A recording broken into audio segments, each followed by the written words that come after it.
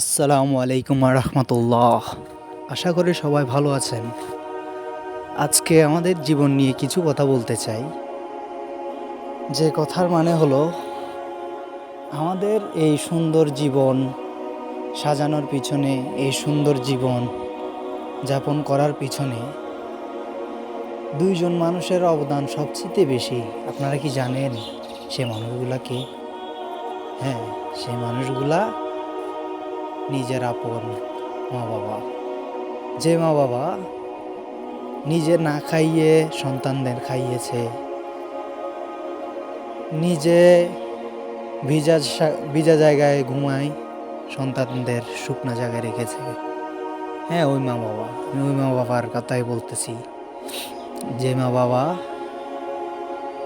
হাজারো কষ্টের পরেও সন্তানকে কখনো দূরে ঠেলে দেয় না, কিন্তু অথচ আমাদের বর্তমান সমাজ এমন এক পর্যায়ে চলে গেছে, সন্তান মা বাবাকে দূরে ঠেলে দেয়। মা বাবা এমন একটা দামি সম্পদ, যার আছে সেই বুঝে, যার নাই সে বুঝে।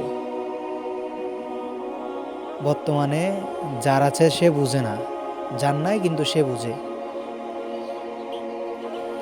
মা বাবা আপনাদের অনেক কষ্টের বিনিময়ে,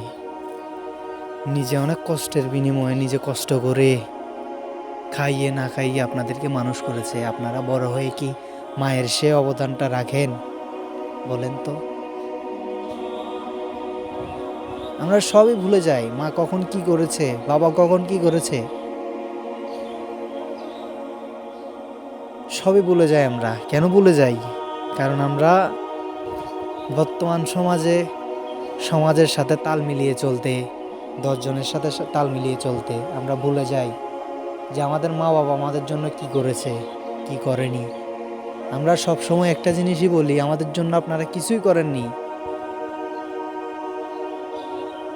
কিন্তু বলতে গেলে ওই মা বাবাই আমাদের জন্য সব কিছুই করেছে। আমরা ওইটা মানতে রাজি না।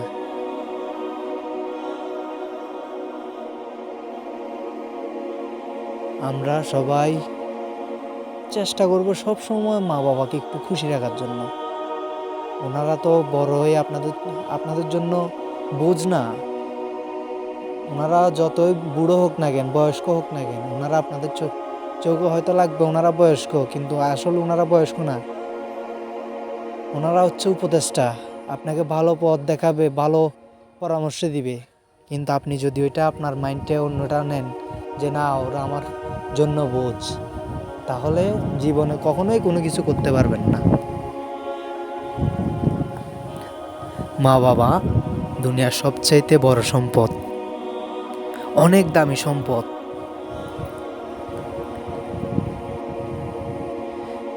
যতদিন বেঁচে আছেন, যতদিন আমরা বেঁচে আছি, যাদের মা বাবা বেঁচে আছে, সময় থাকতে সবাই মা বাবার কাছে ক্ষমা চেয়ে নেবেন যারা ভুল করেছেন। শুধু এতটুকুই হাত জোর করে বলতে চাই, মা বাবাকে কখনো কষ্ট দিও না ভাই, কখনোই না। ওই মা বাবাই তোমার বিপদের বন্ধু, ওই মা বাবাই তোমার দুঃখের সাথী। সবার আগে ওই মা বাবাই তোমার পাশে দাঁড়াবে, আর কেউ দাঁড়াবে না ভাই। যাক, সব শেষে এতটুকুই বলতে চাই, আল্লাহ পাক সকল মা বাবাকে সুস্থ রাখুক, ভালো রাখুক। সবাই ভালো থাকবেন, সুস্থ থাকবেন। আল্লাহ হাফেজ।